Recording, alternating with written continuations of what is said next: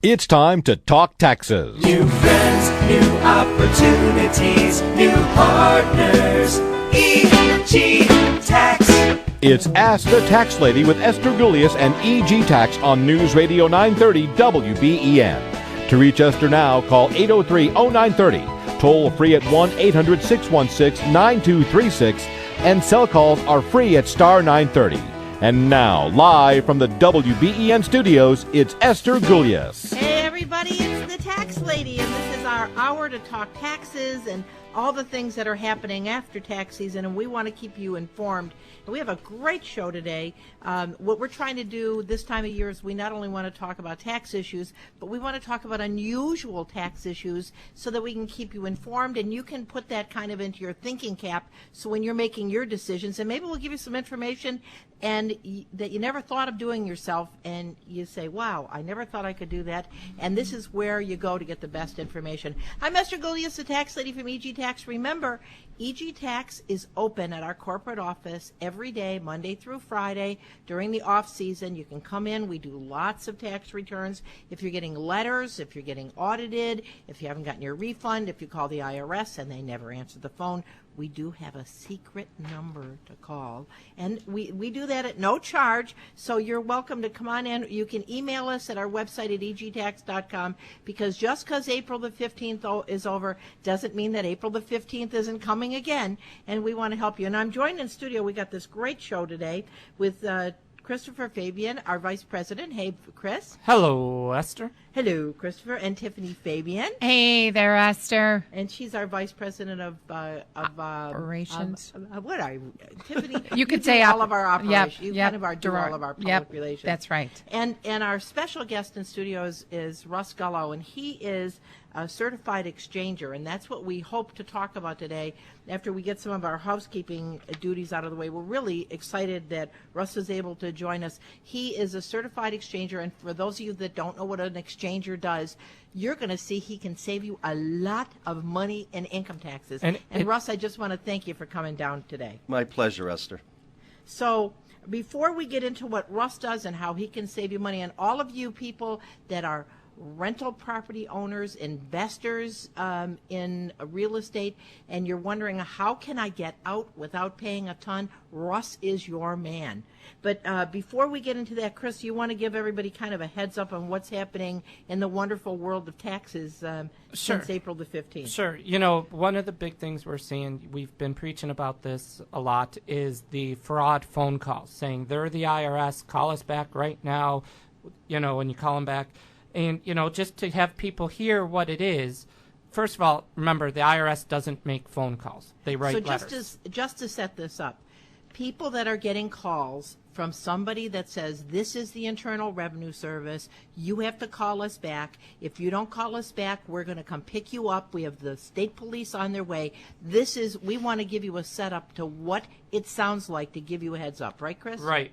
And let's try to get it's right through my phone, because I got one of these calls. Officer Nikki Johnson from Internal Revenue Service. And the hotline to my division is 424-444-0110. I repeat, it's 424-444-0110.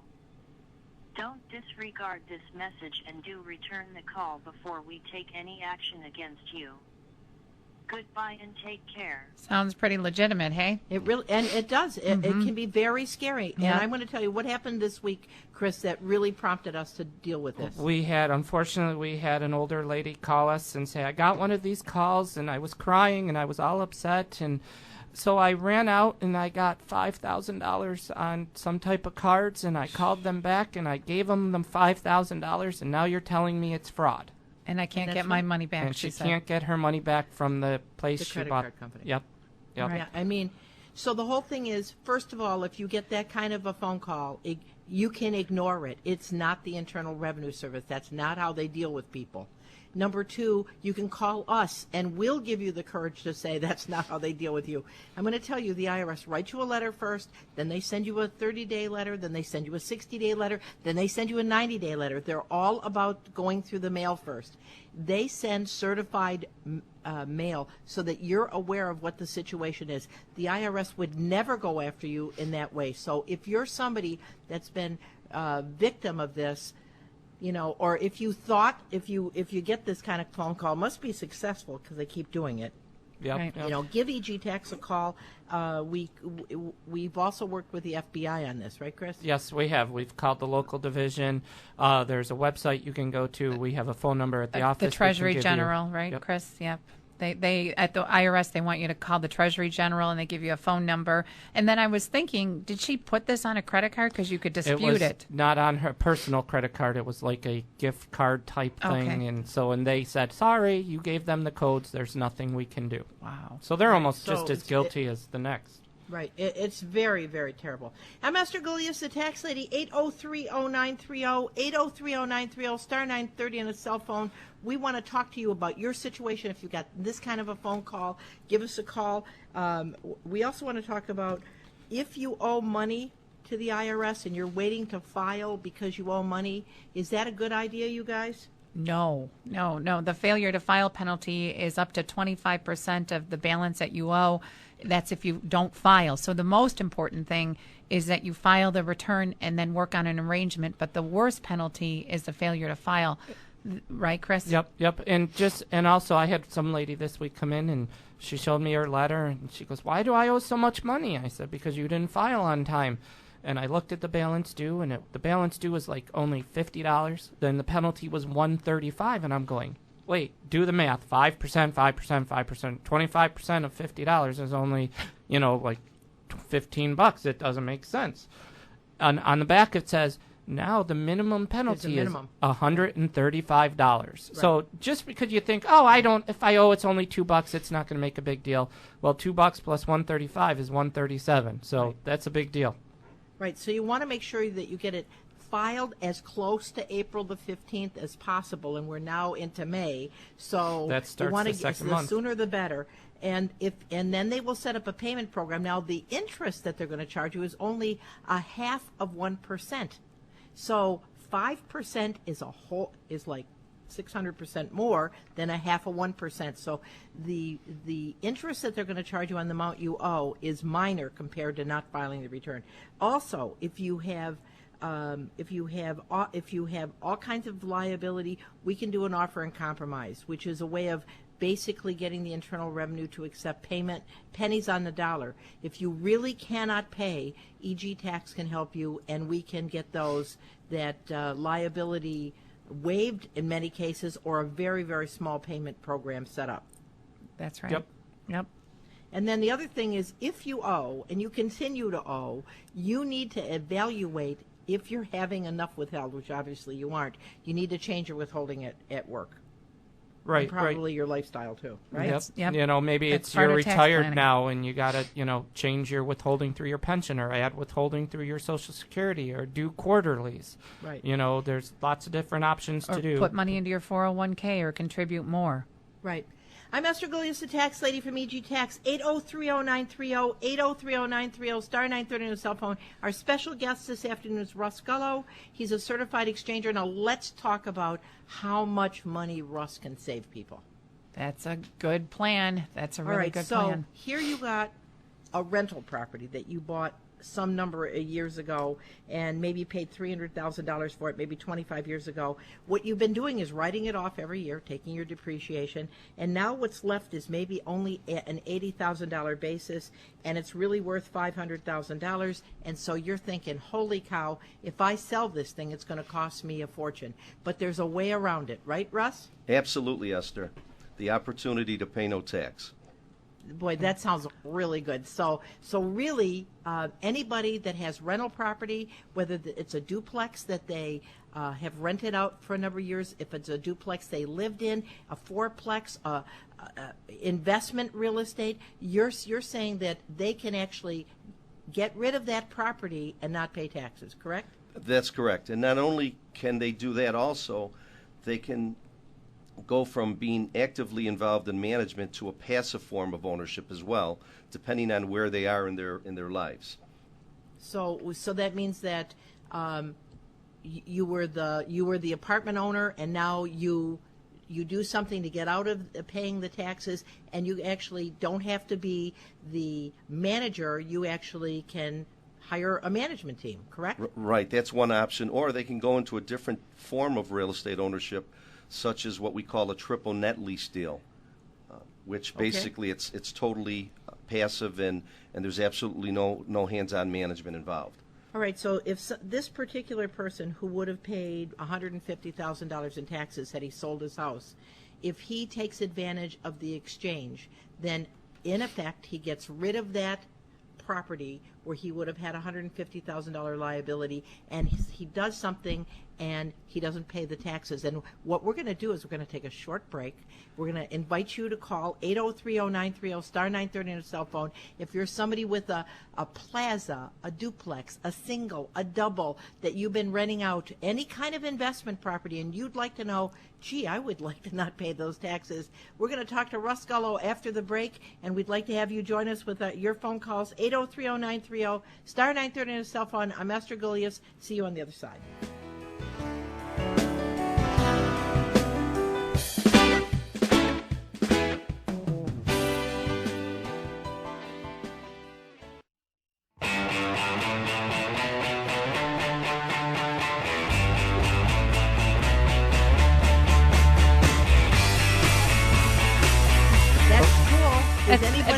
That's Frankie Avalon.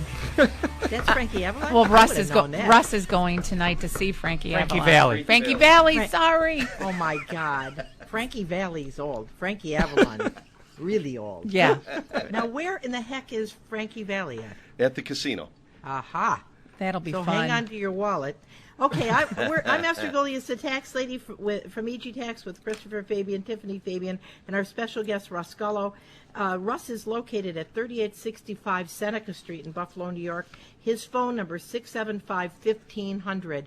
And we're going to tell you how Russ, in this situation we talked about before the break, where somebody would, to get rid of their double that they had for 25 years, is going to cost them $150,000.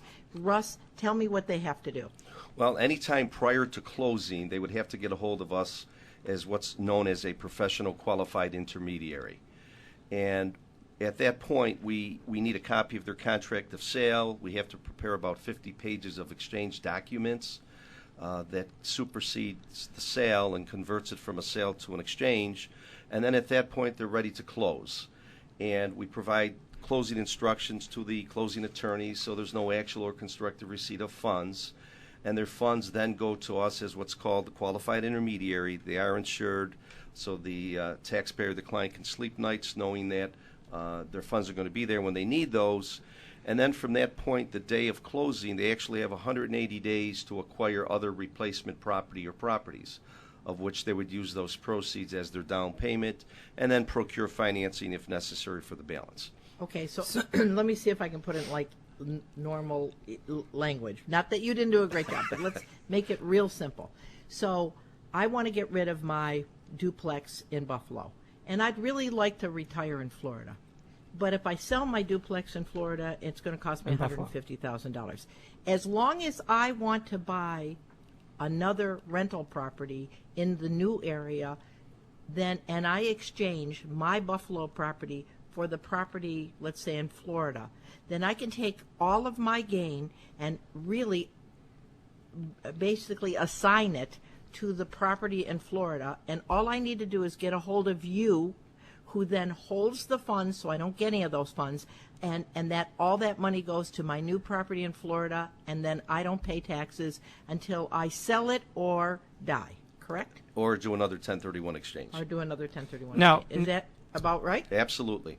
And that, one thing, people always, when you hear exchange, I think a lot of people maybe think of barter, and it's like person A has to take person B's property and person B has to take person A's property. That's not the case. Not at all, Chris. So it's you give you the house, and then the rental property, and you go pick out another one and you say, okay, here are the funds from that house you gave me. Now you own this house over here that was person Z. Right. Right. And it's like Esther always says, defer, defer, defer, die. And then Russ, my whole plan is to die. what is the my time whole big frame? plan is to die. Russ, what's the time frame for accomplishing this? What are the parameters for time? From closing of what we call the relinquished property to closing of the replacement property, we have a maximum of 180 days, of which you need to ID what we call the replacement property within 45 days, which is part of the 180, not in addition to it. Gotcha. So really, so here you got this double, fourplex, whatever you got this rental property, and you say, the Buffalo winter was too hard for me. I think what I'm going to do is I'm going to spend half a year in Florida, half a year up here, and you decide that you would really like to have a rental property in Florida, but you're going to sell it here. You got all the gains, So they basically list it for sale with a realtor, correct? That's correct. Then they get an offer.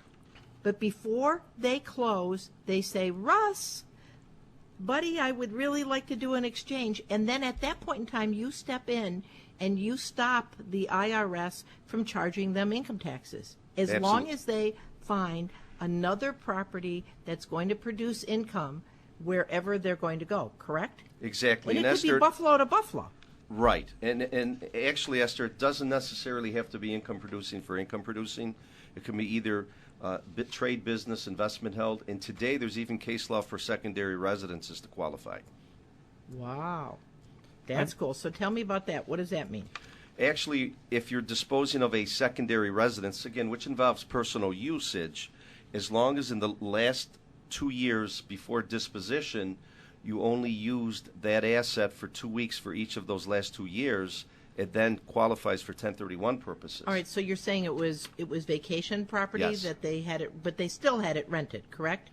They may show some rental income, and as long as the personal usage was no more less than than 2 14 days. Right. And the same is true with the replacement property that they go back into. So effectively, if they had a second home in Virginia, right? Yes, That they used for less than 2 weeks, then they can exchange that out. absolutely. But I guess the important thing is it is not hard. So if you right now are somebody that has your rental property, vacation property, and it's on the market for sale, and you've just called your accountant and they said, "Oh, put aside $60,000," you're saying that isn't necessarily going to be the number, correct? Absolutely. And the beauty of the concept today is not only are we talking about capital gains tax, but as you mentioned earlier, the recapture of depreciation, New York State, and potentially the Medicare surtax may be an issue as well. Because the federal government is great as far as the low interest rate, the low percentage they're going to charge you on capital gains.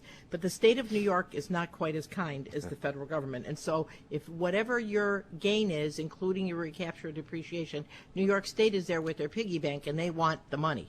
But not so if you do an exchange. Right, exactly. I mean, we were talking before the show, and we even brought up the possibility of a house that you acquired through a life estate. And, Russ said the same thing, where if the house wasn't personally used for 2 years, so maybe mom, you owned the home, mom still went into a nursing home and the house stayed vacant for 2 years, and then mom passes, the person could almost qualify to do a like-kind exchange for a house down in Florida to use it for business and then potentially retire down there. Right. What is so important, too, is there's so many people that have ended up with property that is in a life estate, and they don't realize that upon the sale of that house, they're going to pay the big capital gains. Right. Yep. But there's another way around it. I mean, you can exchange that life estate for another piece of investment property. Are you saying like a summer cottage? Sure. Any type of real estate, Esther, other than one's primary residence would qualify Okay, so as it like can't be your primary residence. Right. And you can do a life exchange for vacant land, right, Absolutely. Russ? Yeah, office buildings, anything of that nature. So it doesn't just necessarily have to be a house, too. So this is like, can it be vacant land for vacant land? But it has to have some type of an investment Motive. motive, right? Right. The But interesting. again, now, Russ, do you do seminars? Is there a place that people can call you if they're looking to, maybe they have a house in a life estate, so that you can give them information? Oh, absolutely. We actually do a monthly seminar. I'm president of the Buffalo Investors and Exchangers Group, and we do a monthly seminar, free seminar, actually, the third Tuesday of each month at the Millennium Hotel. And we just did an expo, a large expo that we had a couple of hundred people attendees at, and we actually do that once a year, and then we have a boot camp that we do once a year as well, and we actually just target all multifamily and other types of investors, and kind of educate them for the day and try to get them familiar with the concept. All right. Well, here's the important thing. If you're somebody or you know somebody that would like to get out of their property and they would love to not pay taxes on it, give us a call, 8030930, 8030930, star 930 on a cell phone. We have Russ Gullo here. His phone number is 675-1500, and we want to help you. And by the way, if you have any other tax or financial related question, if you're somebody who's gotten a bill from the IRS, you can also call us. We're not exclusive to talking about Russ, but this is really important because there's so many people that don't want to pay capital gains, and we are giving you great information, and you can talk to Russ directly. I'm Esther Gullius. We'll see you on the other side of the news.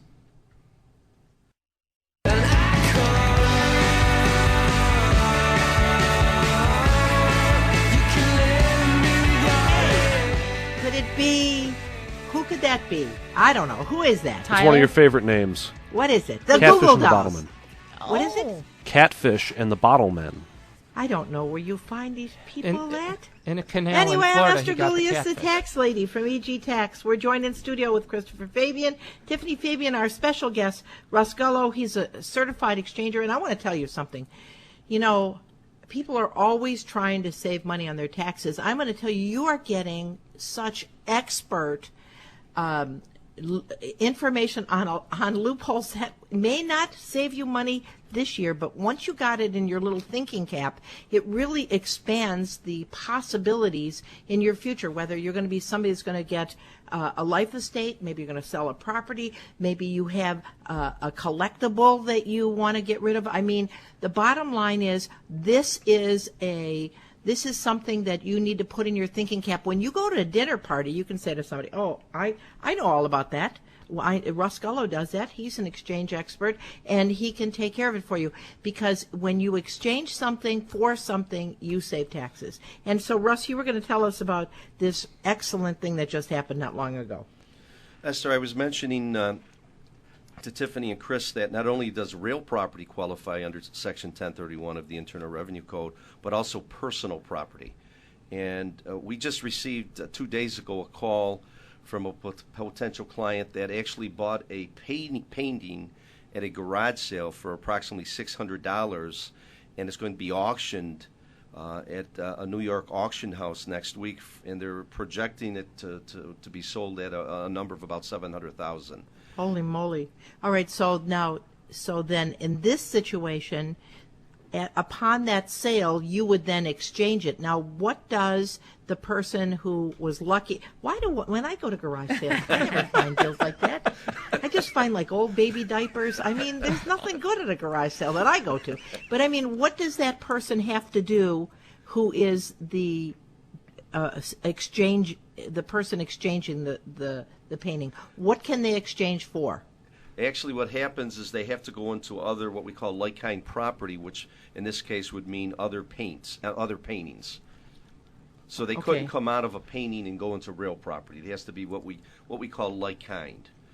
Okay, so it has to be a painting for a painting, land for land, right? Investment, real estate. When we're in the real estate arena, the then definition it's broader. The definition of like-kind will take you anywhere from land into an income-producing asset, or any other type of real estate as well. So, Russ, you also did an exchange on an aircraft. So that means that person would also have to buy a similar item. Yes. When we were in the personal property arena, again, the definition of like kind also incorporates what we call like class, which means the type of aircraft for an aircraft. It couldn't be a jet for a helicopter, for example. So it gets a little more complicated when we're dealing with personal property. But it's only complicated for you.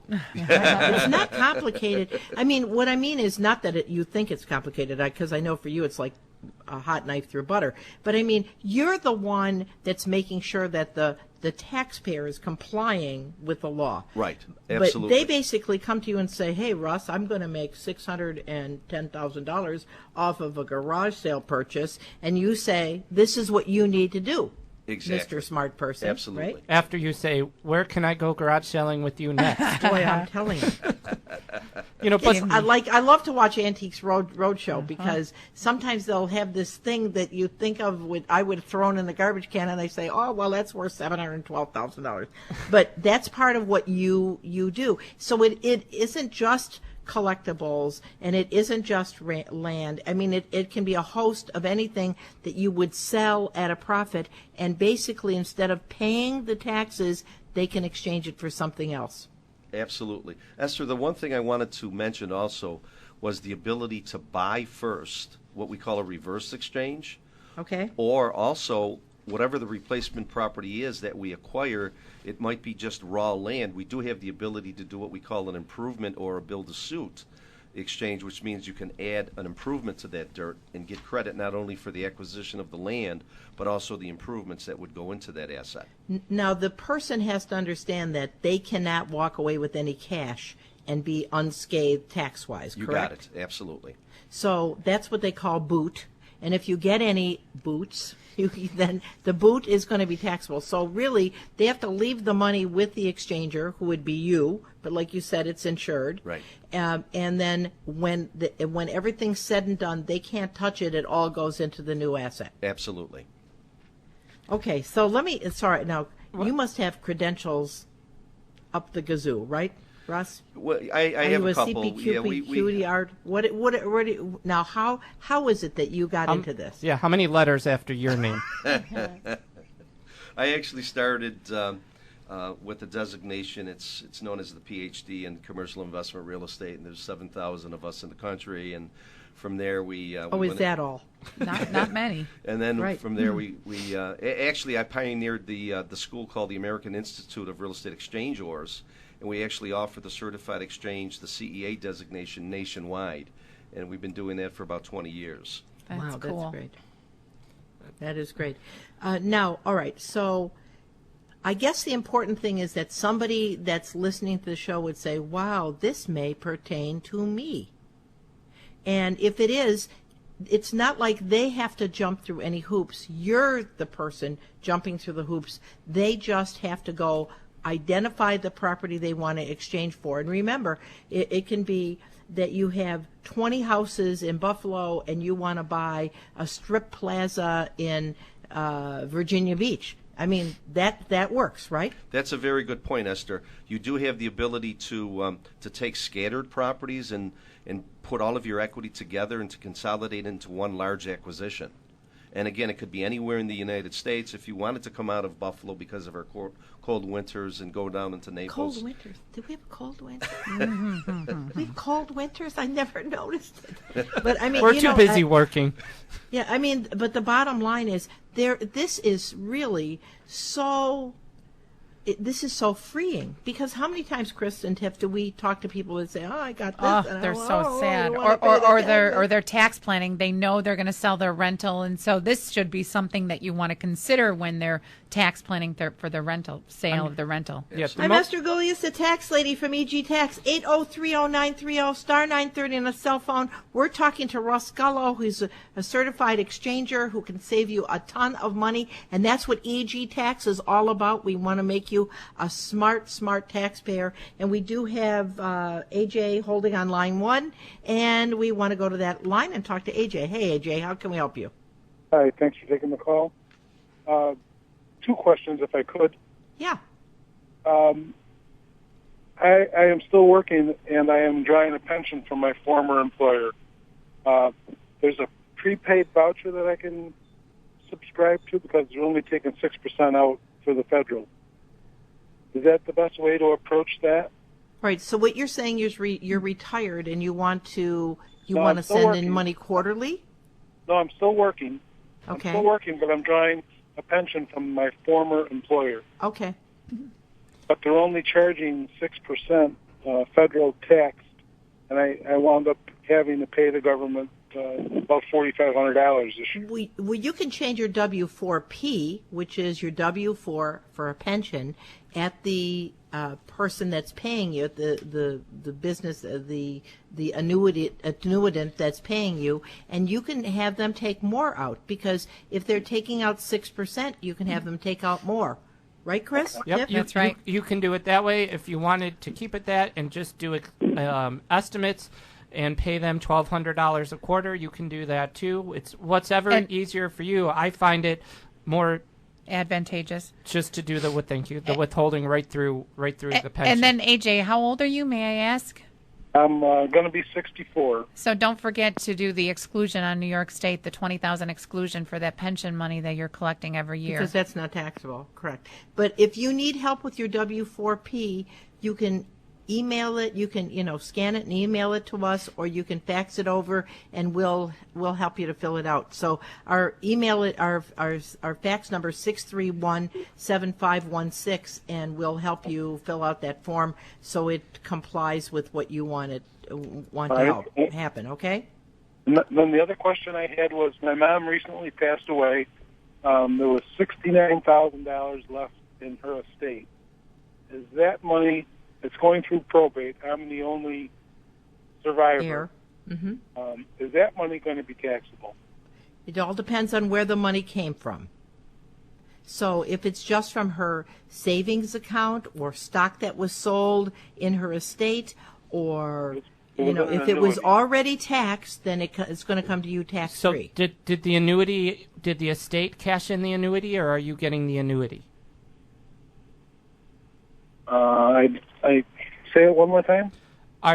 Did the estate cash in the annuity, and you're just getting the check for $69,000 from the estate, or are you getting like $20,000 from the estate, and then you inherit the annuity and you can start drawing on the annuity? The first one. Okay. If the estate got the cash, they already paid tax on the annuity, so then the money you're receiving is going to be tax-free. Right. Somebody's got to pay tax to the piper, whether it, and there's some things that are stepped up basis, which is like what we're talking about with Russ here, because if you inherited something like rental property, but an annuity does not get a stepped up basis, so somebody's got to pay the taxes. But on a rental property, investment property, upon the death of the person that was the decedent, when you, the heir, inherit it, you would get a stepped-up basis and you wouldn't pay any taxes on it. So, how do you know? I mean, when they send me the check, how do I know if I have to pay taxes on that? I guess the best thing to do is, who's sending you the check? Is it the attorney handling the estate sending you the check, or is it the annuity company? It's the annuity company. Then it could be a problem, right, Chris? Yep. If it's the annuity company, then I'm thinking you cashed in the annuity, right? So then it would fall on your hands. The 1099-R would be in your Social Security. Yeah. So what I suggest you do is call us during the week, 632-7886. Bring in that stub of what you inherited, the annuity. We'll call the annuity company and find out how much of it's taxable, if anything. Okay? All right. Yep. Sounds good. All right, good. Thanks for calling. Thanks very much. I'm Esther Gilius, the tax lady from EG Tax, 8030930, 8030930, star 930. We are giving you some excellent information on how to get out from under some capital gains, paying no taxes. And we're going to take a short break. We'll be back on the other side of the the break, with your questions, 8030930, star 930 on the cell phone. We got Russ Gullo. Give us a call.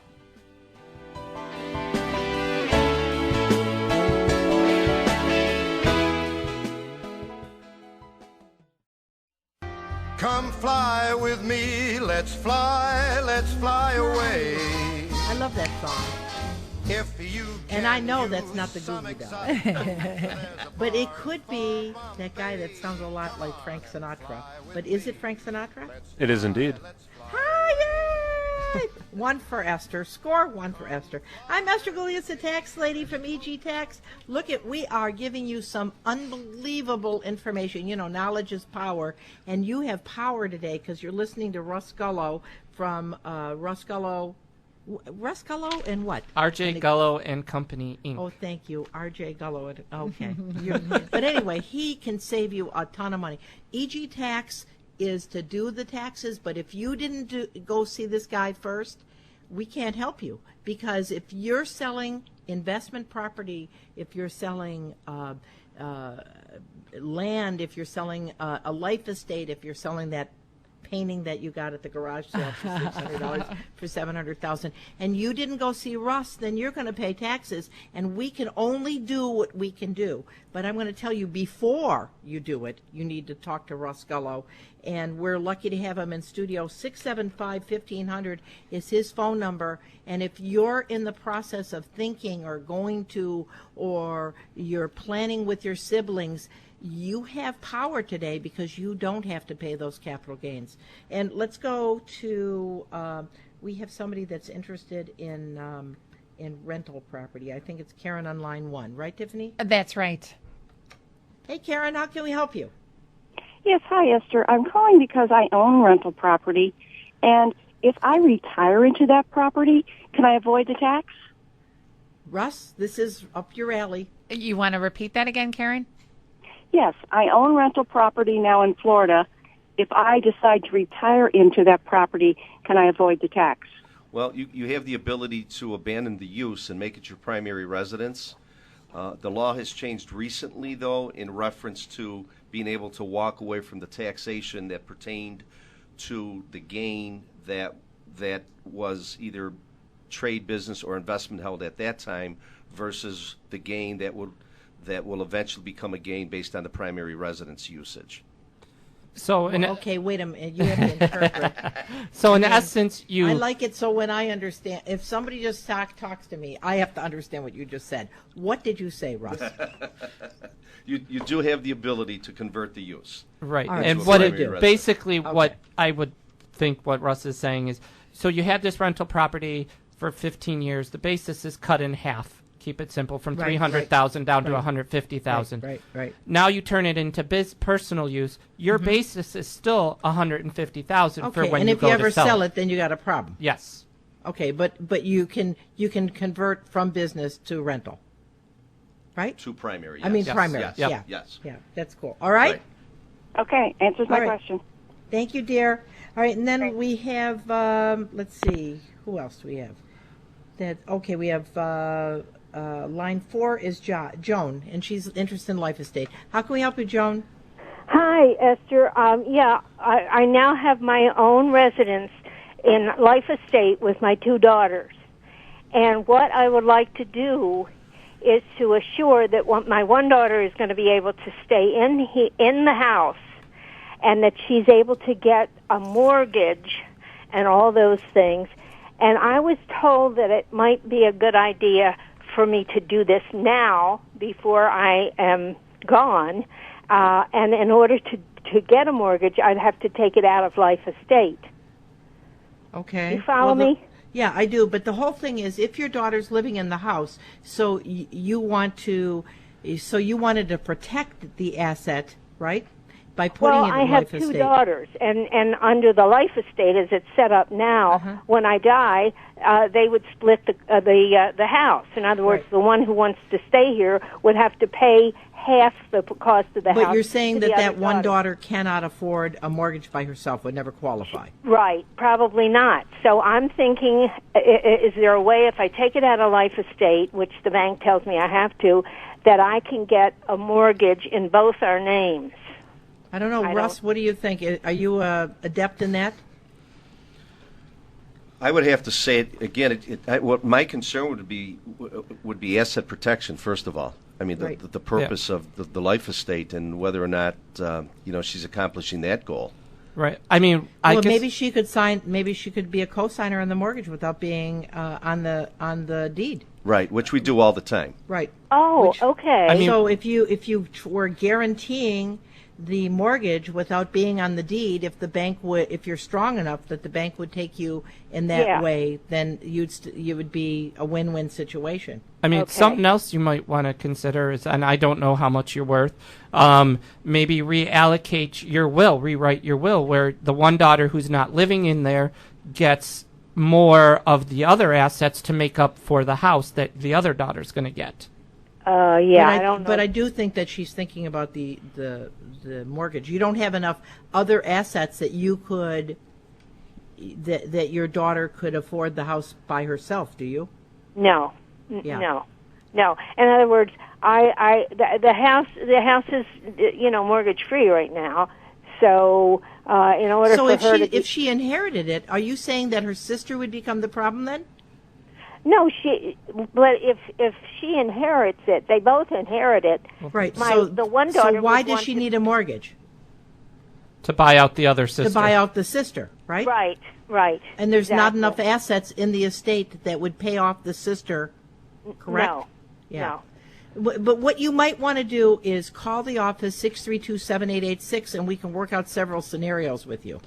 Okay. 632-7886. Thank That's you. right. Thank you. Bye bye. All right, thank you, dear. I'm Esther Golias, the tax lady. We got Steve from Hamburg Holding. How can we help you, Steve?